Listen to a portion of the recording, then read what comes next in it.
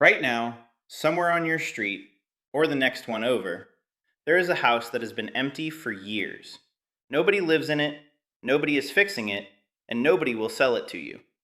Now multiply that one house by about 15 million, and you have found the argument that is quietly tearing the housing world in half this year. But almost nobody is telling you the one part that actually decides whether you get a home or not. Here is the claim that is going viral right now. There is no housing shortage. There never was. The country is full of empty homes, millions of them, and you have been lied to about scarcity to keep you desperate and outbid. The person making that case most powerfully is a housing analyst named Melody Wright. And I want to say up front, she is sharp, and she is not entirely wrong. But here is the part that should stop you cold. If she is right that the homes are already out there sitting empty, then the reason you still cannot buy one is not a shortage at all. It is something nobody handed you the key to. And I spent 17 years inside mortgage finance watching that key get withheld from people exactly like you. So let me back up. To understand why this matters for you specifically, you have to see what both sides of this fight are getting wrong.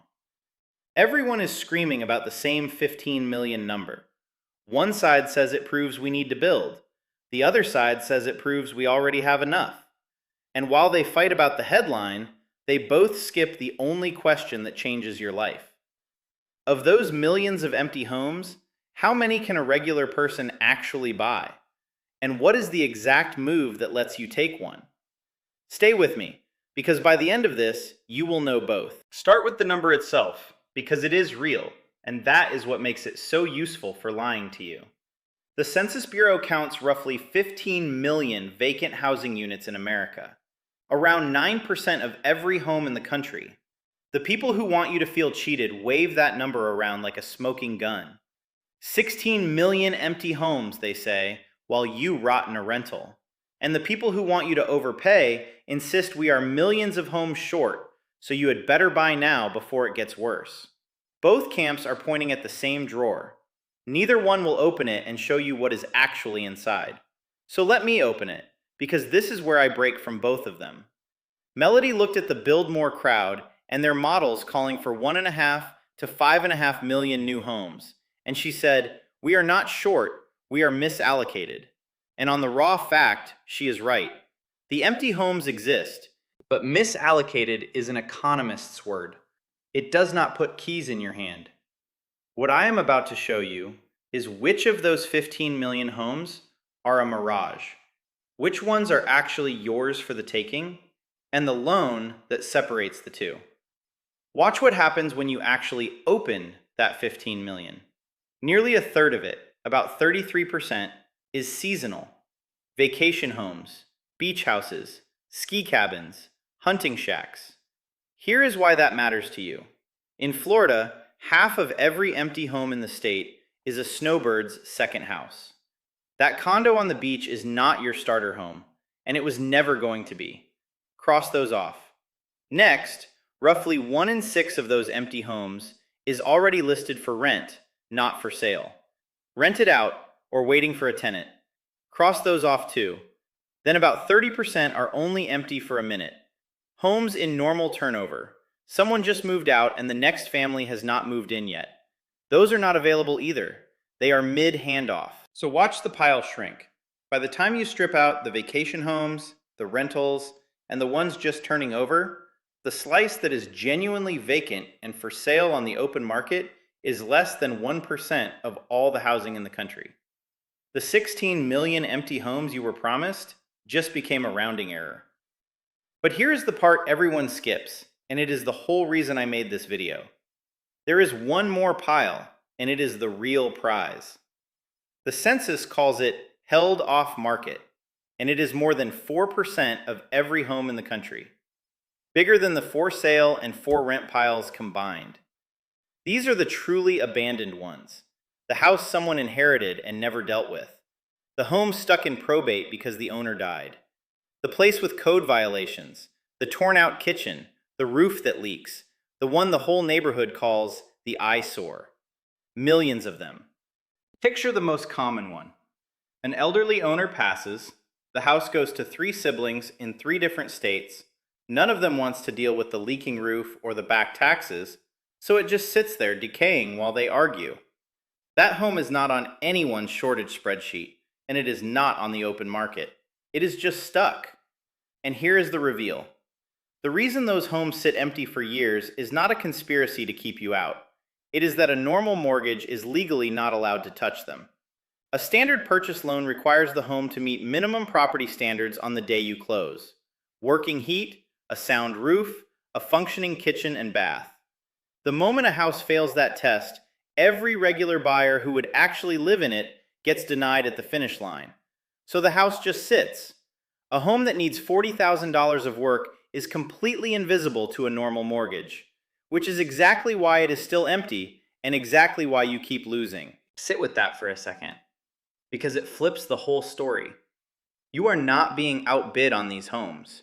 You are being locked out of the only empty homes you could actually afford by a financing rule that nobody ever explained to you. The scarcity is not in the houses, it is in the loan. Now let me be completely straight with you, because I am not here to sell you a fantasy. Melody is right that the homes exist. The Build More crowd is right that we are not building enough where people actually work. Both of those things are true at the same time, and neither one hands you a house next spring. And I will give Melody her strongest point, the one the Build More crowd has no answer for. She is right that a demographic wave is coming. As boomers age out over the next decade, millions of homes will finally shake loose. But here is the honest version. That wave is years away. It will not lower your rent this year. And when it does hit, most of those homes will be dated and tired, 30 years behind. Exactly the kind a normal buyer walks right past. The person who quietly wins that wave is the one who already knows how to buy and fix the house nobody else will finance. And I will tell you the hard part too. Not every empty home is a hidden deal.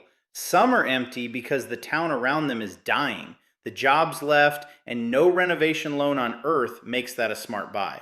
So I am not telling you to chase every boarded up house you see. I am telling you there is a specific slice, livable bones in a town where people still have jobs, sitting empty for one fixable reason, and there is a mortgage built precisely to take it.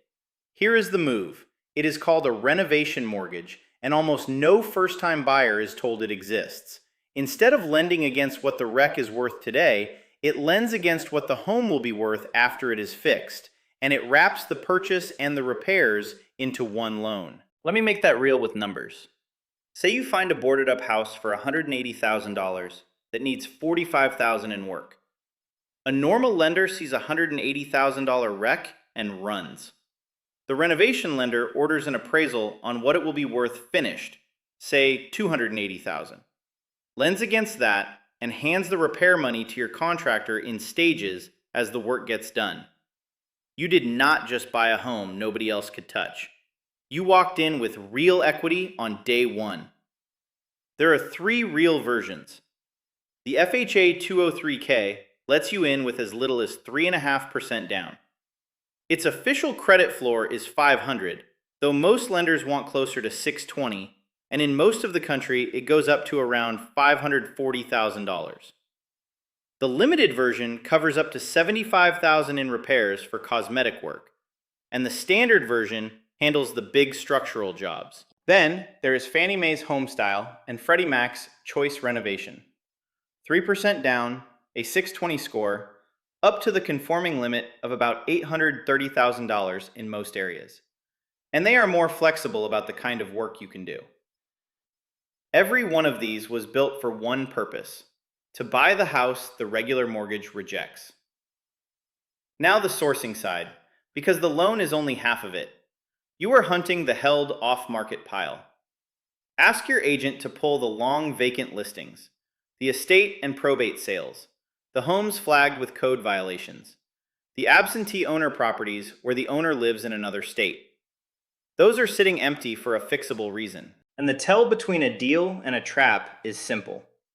Good bones in a town with a real job base is a deal. A shell in a place people are leaving is a trap, no matter how cheap. If you want the full breakdown of how these 3 renovation loans stack up, I made a separate video that walks through every one, and I will link it. So here is what I want to stick with you after this video ends.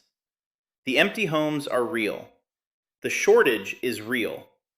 Both can be true at the same time, the same way a full pantry and an empty plate can both be true if the food is locked in a cabinet and nobody gave you the key.